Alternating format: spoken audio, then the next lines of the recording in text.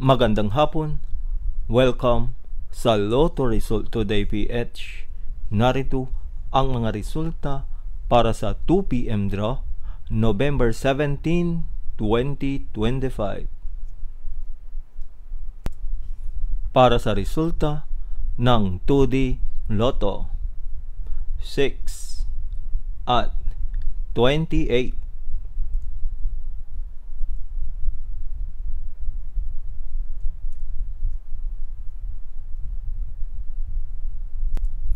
Para sa resulta ng 3D Lotto, 0, 5, at 3.